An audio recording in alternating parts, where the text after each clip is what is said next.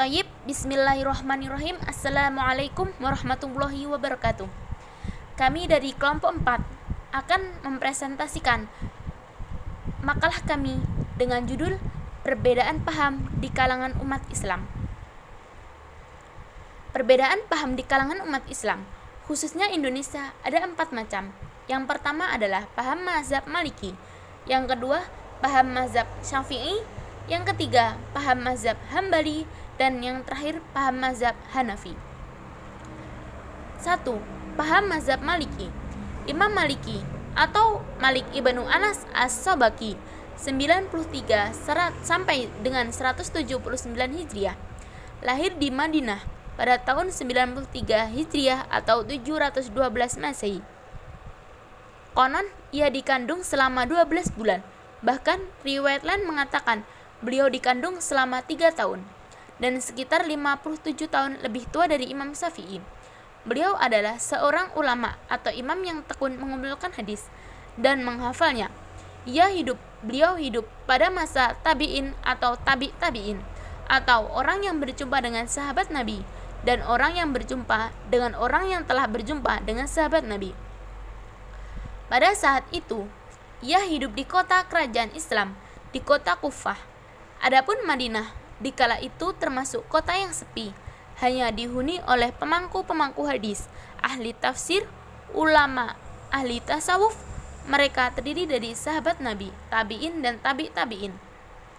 Sedang kota Kufah didiami oleh jago-jago politik yang tidak kalah pula fungsinya dengan ulama-ulama. Oleh sebab itu, dasar mazhab Maliki diantaranya ialah amalan orang Madinah atau ulama Madinah. Imam Malik adalah seorang hufaz atau penghafal hadis nomor 1 pada zamannya, karena tidak ada seorang pun yang bisa menandingi beliau dalam hal penghafalan hadis. Karena beliau pada usia 40 tahun sudah menghafalkan 100.000 hadis yang sudah dihafal di luar kepala itu. Lalu diteliti perawinya dan beliau cocokkan dengan ayat-ayat suci Al-Quran tentang arti dan tujuannya. Dan pada akhirnya hanya 5.000 hadis yang oleh beliau dianggap sahih. Kemudian beliau kumpulkan menjadi satu dalam kitab yang diberi nama Al-Muwatta atau yang disepakati. Sesuai dengan namanya Al-Muwatta yang disepakati karena kitab tersebut telah dimufakati oleh 70 ulama fikih di Madinah. Imam Syafi'i berkomentar, kitab yang paling sahih sesudah Al-Quran ialah Al-Muwatta. Maliki ialah mazhab fikih yang tertua dalam Islam Sunni. Mazhab Maliki diamalkan di utara Afrika dan sebagian Afrika Barat. Mazhab ini mempunyai bilangan pengikut lebih kurang 25% daripada Muslim. Mazhab ini berbeda daripada 3 mazhab yang lain karena terdapat tambahan kepada sumbernya selain menggunakan Al-Quran, hadis, ijma, dan qiyas. Imam Maliki juga menggunakan amalan orang Islam Madinah pada zamannya itu sebagai sumber tambahan. Mengikuti arahan Imam Malik merupakan juga amalan orang Madinah dilihat sebagai sunnah yang hidup seakan memandang Nabi Muhammad SAW berhijrah, tinggal dan wafat di Madinah, di mana kebanyakan sahabat Nabi tinggal di Madinah. Kesannya hadis yang dikaji oleh mazhab ini agak berbeda daripada mazhab yang lain. Dasar-dasar pokok dari mazhab Maliki yaitu berpegang pada 1. Al-Quran, kedua sunnah Rasulullah SAW atau hadis yang dipandang sah, ketiga ijma Ahlul Madinah atau kadang menolak hadis yang berlawanan atau tidak diamalkan oleh para ulama Madinah, keempat kias atau analogi atau membandingkan, kelima istislah atau istilah fikih yaitu pendapat bahwa sesuatu adalah sholih karena berfaedah, bijak untuk kepentingan dan keperluan umum. Mazhab ini banyak penganutnya di Tunisia, Tripoli, Maroko, Aljazair, Mesir atas, dan beberapa daerah Afrika. Kedua, paham mazhab Syafi'i. Imam Syafi'i atau Abu Abdullah Muhammad ibnu Idris as-Syafi'i 150 sampai 204 Hijriah, dilahirkan di Gaza, sebuah kampung Asqalan bagian selatan Palestina, pada tahun 150 Hijriah, keturunan suku Quraisyin. Walaupun beliau dilahirkan di Gaza atau Palestina, tapi tumbuh dewasa di kampung halamannya di Mekah. Ayah ibunya datang ke sana untuk suatu keperluan, dan tidak lama beliau lahir di situ. Beliau menjadi anak yatim sebab sejak kecil sebelum mereka kembali ke Mekah, ayahnya telah wafat di Gaza. Nama asli dari Imam Syafi'i adalah Muhammad bin Idris dengan gelar Abu Abdillah. Dalam urutan nasab, beliau mempunyai hubungan erat dengan nenek moyang Nabi Muhammad SAW. Nenek moyang beliau jika dijabarkan maka sebagai berikut: Muhammad bin Idris bin Abbas bin Utsman bin Syafi'i bin Sa'ib bin Abi Yazid bin Hashim bin Abdul Muthalib bin Abdul Manaf bin Kusal. Dari pihak ibu, Muhammad bin Fatimah binti Abdullah bin Hasan bin Husain bin Ali bin Abi Thalib radhiyallahu anhu. Gelar sebagai Imam Syafi'i diambil dari nama kakek beliau yang keempat, yaitu As-Syafi'i bin Sa'ib. Catatan penting lainnya adalah pada umur 2 tahun kembali ke Mekah Al-Mukarramah bersama ibunya. Ketika masih kecil belajar membaca Al-Quran kepada Ismail bin Konstantin. Pada usia 9 tahun, beliau hafal Al-Quran 30 juz di luar kepala. Ia pandai tata bahasa, syair, dan ilmu bahasa. Ia menghafalkan kitab Al-Muwatta dalam satu malam. Dalam usia 15 tahun, diberi tugas oleh gurunya Muslim bin Khalid Az-Zanji mengajar di Masjidil Haram, memberikan fatwa, sehingga mengagumkan orang-orang yang naik haji pada masa itu. Pada tahun 170 Hijriah, beliau pergi ke Madinah untuk belajar kepada Imam Maliki dengan membawa sepucuk surat dari gurunya, Muslim bin Khalid, yang ditujukan kepada Imam Malik bin Anas. Dalam perjalanan yang makan waktu 8 hari 8 malam itu, Imam Syafi'i membaca Al-Quran 16 kali khatam. Pengetahuannya tentang Al-Quran tak terkalahkan di zamannya. Secara istimewa dicurahkan tenaganya untuk mempelajari sunnah Nabi. Sebagai ulama besar, di mana hasil ijtihadnya, Imam Syafi'i dikenal dengan sebutan Mahjan Imam Syafi'i. Beliau juga selama setahun tidak pernah pisah dengan Imam Malik. Beliau di samping menjadi murid juga diangkat sebagai pembantu Imam Malik dan mengenal dengan baik ajaran Imam Hanafi dan Imam Malik. Ia mengembara ke Yaman, Baghdad, dan menetap di Mesir, dan wafat pada hari Kamis malam Jumat tanggal 29 Rajab 204 Hijriah atau 820 Masehi, dan dimakamkan di Zahra. Kitab-kitab Imam Syafi'i antara lain Ar-Risalah,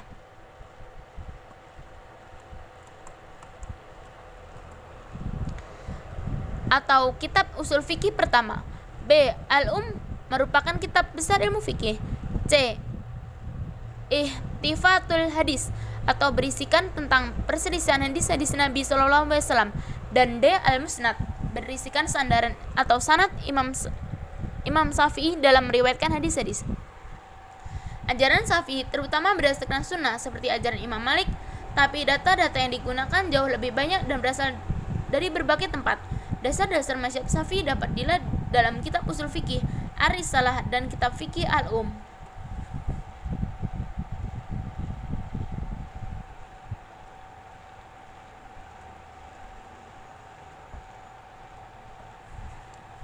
Dasar-dasar atau asas pokok mazhab Syafi'i berpegang pada 1. Al-Quran. 2. Tafsir lahiriah Al-Quran. Selama tak adil, tak ada dalil yang menegaskan bahwa yang dimaksud bukan lahiriahnya. Imam Syafi'i pertama kali selalu mencari alasan dari Al-Quran dalam menetapkan hukum Islam. Ketiga, sunnah Nabi SAW. Sunnah dari Rasulullah SAW kemudian digunakan jika tidak ditemukan rujukan dari Al-Quran. Imam Syafi'i sangat kuat membelanya terhadap sunnah sehingga dijuluki Nasir as-Sunnah atau pembela sunnah Nabi. 4. Ijma', hukum yang tak ada dalam Al-Quran dan hadis. Keputusan diambil alim ulama dan atas kata sepakat atau tidak diketahui ada perselisihan tentang sesuatu. Ijma' para sahabat Nabi yang tak diketahui pula ada perselisihan tentang hal itu. Ijma' yang diterima Imam Syafi'i sebagai landasan hukum adalah ijma' para sahabat, bukan kesepakatan seluruh mujtahid pada masa tertentu terhadap suatu hukum, karena menurutnya hal seperti ini tidak mungkin terjadi. Kelima, kias atau ditolak dasar istihsan dan dasar istislah atau kias yang dalam Ar-Risalah disebut sebagai ijtihad. Apabila dalam ijma' tidak juga ditemukan hukumnya. Akan tetapi Imam Syafi'i menolak dasar istihsan dan istislah sebagai salah satu cara menetapkan hukum Islam. Istidlal adalah suatu istilah fikih, yakni mencari atau menegakkan dalil daripada penetapan akan kesimpulan-kesimpulannya atau dari seorang yang mengetahui yang dipandang sebagai usul fikih. Istihsak suatu istilah fikih, yaitu mencari sambungan berusaha menghubungkan sesuatu dengan keadaan sebelumnya, berarti membawa serta sesuatu yang telah ada di masa lalu ke masa sekarang. Istishab merupakan salah satu pegangan dalam menetapkan hukum yang tidak mempunyai dalil yang tegas dari Al-Quran, sunnah, ijma' maupun qiyas. Dengan prinsip istishab, manusia dapat memperlakukan suatu dalil hukum yang berlaku pada masa lampau tanpa adanya keterangan bahwa hukum itu berlaku seterusnya. Ketika memasuki Baghdad, beliau dijuluki Nasirul Hadis atau pembela hadis, dan Imam Az-Zahabi menjuluki beliau dengan sebutan Nasyirus Sunnah atau pembela sunnah. Dan salah seorang mujadid atau pembaharu pada abad kedua Hijriah, Muhammad bin Ali bin Sabab al-Baldani berkata, inilah wasiat Imam Syafi'i yang diberikan kepada para sahabatnya. Hendaklah Anda bersaksi bahwa tiada Tuhan yang berhak disembah selain Allah yang Maha Satu, yang tiada sekutu baginya, dan sesungguhnya Muhammad bin Abdillah adalah hamba dan rasulnya. Kami tidak membedakan para rasul antara satu dengan yang lain. Sesungguhnya salatku, ibadahku, hidup dan matiku hanya untuk Allah Subhanahu wa Ta'ala semata, Tuhan semesta alam yang tiada bersekutu dengan sesuatu pun. Untuk itulah aku diperintah, dan saya termasuk golongan orang yang menyerahkan diri kepadanya. Sesungguhnya Allah Subhanahu wa Ta'ala membangkitkan orang dari kubur, dan sesungguhnya surga itu hak, neraka itu hak, azab neraka itu hak, hisab itu hak, dan timbangan amal serta jembatan itu hak. Dan benar adanya Allah Subhanahu wa Ta'ala membalas hambanya sesuai dengan amal perbuatannya.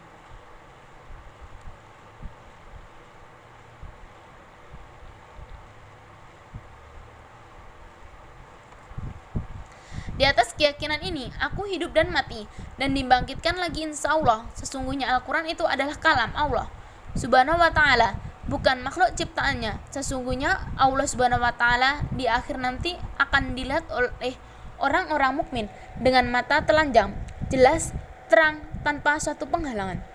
Dan mereka mendengar firman-Nya, sedangkan Dia berada di atas ars. Sesungguhnya takdir baik buruknya adalah berasal dari Allah yang Maha Perkasa dan Agung. Tidak terjadi sesuatu kecuali apa yang Allah Subhanahu wa Ta'ala berkehendaki dan Dia tetapkan dalam qada-qadarnya. Sesungguhnya sebaik-baik manusia setelah baginda Rasulullah SAW adalah Abu Bakar, Umar, Utsman dan Ali radhiyallahu anhum. Aku mencintai dan setia kepada mereka dan memohonkan ampun bagi mereka, bagi pengikut perang Jamal dan Siffin, baik yang membunuh maupun yang terbunuh. Dan bagi segenap nabi, kami setia kepada pemimpin negara Islam yang berdasarkan Al-Quran dan As-Sunnah, selama mereka mendirikan sholat, tidak boleh membangkang serta memberontak mereka dengan senjata. Kekhilafahan kepemimpinan berada di tangan orang Quraisy. Aku ikat hati dan lisanku bahwa Al-Quran adalah kalamullah yang diturunkan, bukan makhluk yang diciptakan. Sedangkan mempermasalahkan lafaz atau ucapan seseorang yang melafazkan Al-Quran, apakah makhluk atau bukan, adalah bid'ah. Begitu pula sikap tawakuf atau diam atau tidak mau mengatakan Al-Quran itu bukan makhluk, juga tidak mau mengatakan Al-Quran itu makhluk, adalah bid'ah.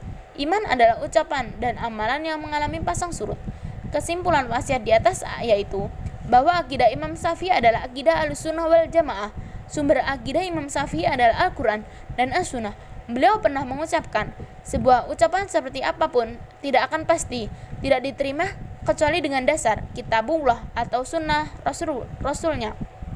Dan setiap yang berbicara tidak berdasarkan Alkitab dan Al-Sunnah, maka ia adalah menggigau atau membuat tidak ada artinya.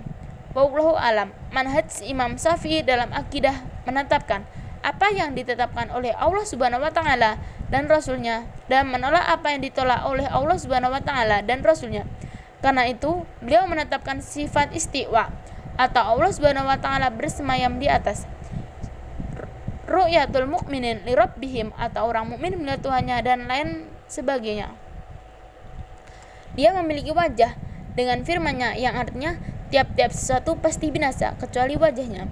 Kata-kata as-sunnah dalam ucapan dan wasiat Imam Syafi'i dimaksudkan untuk 3 arti. Pertama, adalah apa saja yang diajarkan dan diamalkan oleh Rasulullah, berarti lawan dari bid'ah. Kedua, adalah akidah shahihah yang disebut juga tauhid, atau lawan dari kalam atau ra'yu. Berarti ilmu tauhid adalah bukan ilmu kalam. Begitu pula sebaliknya. Imam Syafi'i berkata, siapa yang mendalami ilmu kalam, maka seakan-akan ia telah menyelam ke dalam samudera ketika ombaknya sedang menggunung. Ahlus sunnah disebut juga oleh Imam Syafi'i dengan sebutan ahlul hadis. Karena itu beliau juga berwasiat, ikutilah ahlul hadis karena mereka adalah manusia yang paling banyak benarnya, dan ahli hadis di setiap zaman adalah bagaikan sahabat Nabi. Di antara ahlul hadis yang diperintahkan oleh Imam Syafi'i untuk diikuti adalah Imam Ahmad bin Hambal, muridnya Imam Syafi'i sendiri, yang menurut Imam Nawawi, Imam Ahmad adalah imamnya ashabul hadis, imam ahli hadis. Baiklah, selanjutnya akan diteruskan oleh teman saya. Untuk selanjutnya, paham mazhab Hanbali, aliran fikih Islam yang dinisbahkan kepada Imam Ahmad ibnu Hambal bin Hilal, lahir di Baghdad tahun 164 Hijriah, tumbuh dewasa di kota ini dan wafat pada usia 77 tahun di hari Jumat Rabiul Awal tahun 241 Hijriah. Setelah menderita sakit selama beberapa minggu dan dimakamkan di Bab Harb di kota Baghdad, nama Hambali, ia sandang dari nama datuknya. Sejak kecil dikenal dengan nama Ahmad bin Hambal. Ia belajar ilmu fikih kepada Al-Syafi'i dan mencurahkan dirinya terhadap sunnah, menjadikan sebagai tokoh besar di zamannya.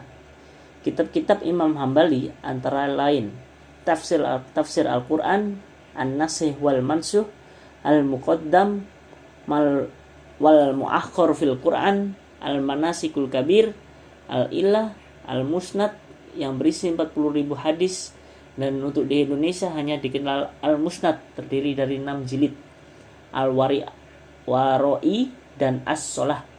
Mazhab Hambali berdasarkan atas nas, yaitu Al-Quran dan hadis yang sahih, fatwa sahabat, pendapat sahabat paling dekat dengan Al-Quran dan hadis dhaif yang tidak terlalu lemah, dan hadis marsal yang terakhir jika terpaksa juga digias. Karena itu, mazhab ini digolongkan sebagai aliran ahlu hadis yang mendahulukan hadis walaupun dhaif daripada ra'yah. Ulama-ulama yang berjasa mengembangkan mazhab Hambali antara lain Abul Qasim Al-Qarqi, wafat tahun 880 Masehi, Abdul Aziz Ja'far, wafat tahun 910 Masehi, Ibnu Qudamah, wafat tahun 1164 Masehi, Ibnu Taimiyah, wafat 20 Syawal tahun 749 Hijriah, dan Ibnu Qayyim, wafat tahun 1296 Masehi. Penganut mazhab ini terutama terdapat di Arab Saudi. Mazhab Hambali adalah satu dari 4 mazhab fikih terkenal dalam aliran ahli sunnah wal jamaah. Mazhab ini juga mendapat pengikut dari aliran Wahabi dan Salafi. Tetapi posisi ini tidak diakui oleh sarjana Islam. Aliran Salafi merujuk mazhab Hanbali sebagai mazhab At-Tari. Mazhab Hambali ini kebanyakan diamalkan oleh masyarakat Islam di semenanjung Arab. Untuk dasar dari mazhab Hambali sendiri berpegang pada 1. Al-Quran, 2. Hadis marfu, 3. Fatwa-fatwa para sahabat dan fatwa sahabat yang lebih dekat pada Quran dan Sunnah di antara fatwa-fatwa yang berlawanan. 4. Hadis mursal dan hadis dhaif ialah hadis yang derajatnya kurang daripada sahih. Dan yang kelima, qiyas, analogi atau membandingkan. Mazhab ini banyak dianut penduduk Arabia Tengah di Saudi Arabia, terutama kaum Wahabi, dan tokoh lainnya adalah yang kemudian dijadikan sumber doktrin dalam memberantas tradisi penggunaan ziarah kubur pada wali dan orang muslim. Juga diperdalam Oman dan beberapa tempat di sepanjang Teluk Parsi dan beberapa kota Asia Tengah. Kini mulai berkembang di Malaysia dan Asia Tenggara. Lalu, paham mazhab Hanafi. Aliran fikih Islam yang dinisbahkan kepada Ahmad ibnu Hanbal, Abu Abdillah, Imam Abu Hanafi Nu'man ibnu Thabit al-Taimi. Ia keturunan Parsi, dilahirkan di Barsyah tahun 699 Masehi dan berusia 70 tahun dan wafat pada bulan Rajab tahun 150 Hijriah di Kufah, Baghdad. Menurut versi Qodiyat, ia wafat 350 Hijriah.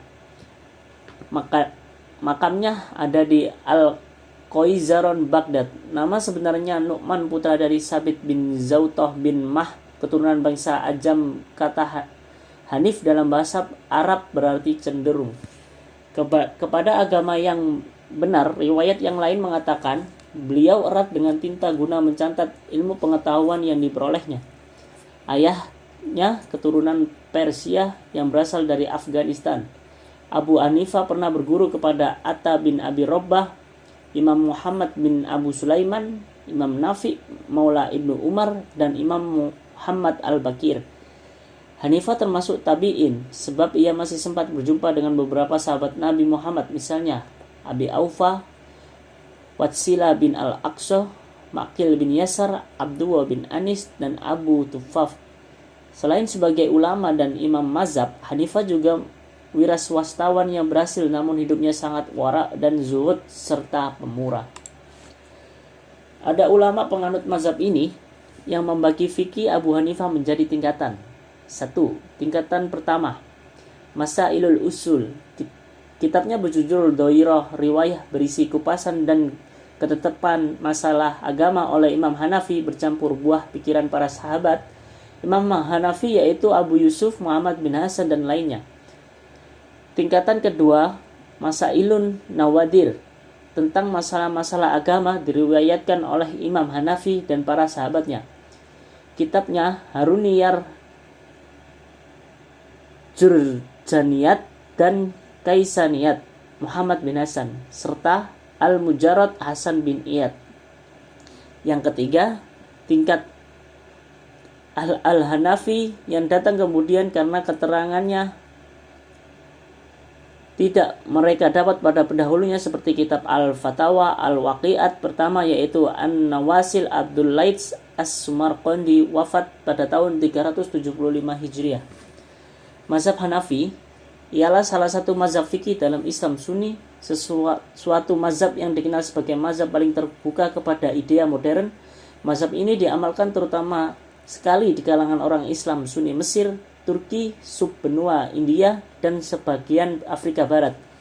Walaupun belajar Islam seluruh dunia belajar dan melihat pendapatnya mengenai amalan Islam, mazhab Hanafi merupakan mazhab yang dianut dengan sekitar 30% pengikut. Kehadiran mazhab ini tidak boleh dilihat sebagai perbedaan mutlak seperti dalam Kristiani dan berbeda agama yang lain. Sebaliknya, ini merupakan perbedaan yang sehat melalui pendapat yang logis dan ideal dalam memahami Islam. Perkara pokok seperti akidah atau tauhid masih sama dan tidak berubah. Untuk dasar dari mazhab Hanafi sendiri berpegang pada Al-Quran, Sunnah Rasul SAW, beserta peninggalan-peninggalan sahih yang telah masyhur di antara para ulama, fatwa-fatwa para sahabat, kias, istisan, atau menganggap baik sesuatu hasan adalah salah satu cara menetapkan hukum di kalangan ahli usul fikih. Melalui metode istisan, seorang mujtahid meninggalkan hukum yang didasarkan atas kias jali, analogi yang jelas persamaan ilatnya. Kehubungan baru yang berdasarkan atas kias kafi, persamaan ilatnya tersamar, atau dari hukum yang didasarkan pada dalil kuli, alasan yang bersifat umum. Hukum yang didasarkan atas dalil juz'i. Salah satu contoh mengiaskan wakaf kepada sewa menyewa dan tidak kepada jual beli, karena lebih mengutamakan segi kemanfaatannya daripada segi perpindahan hak milik. Perpindahan hukum, yaitu lebih tepat metode itisan, ini lebih banyak digunakan di kalangan ulama Hanafiyah sebagai salah satu dasar pokok mazhab Hanafi dan ditolak keras di kalangan ulama Syafi'iyah. 6.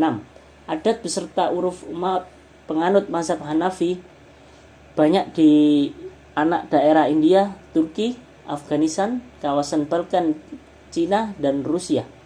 Di samping Turki dan India juga Turkestan, provinsi-provinsi Bukhara, dan Samarkand. Juga di Asia Tenggara mendapat beberapa pengikut. Sekian, terima kasih. Wassalamualaikum warahmatullahi wabarakatuh.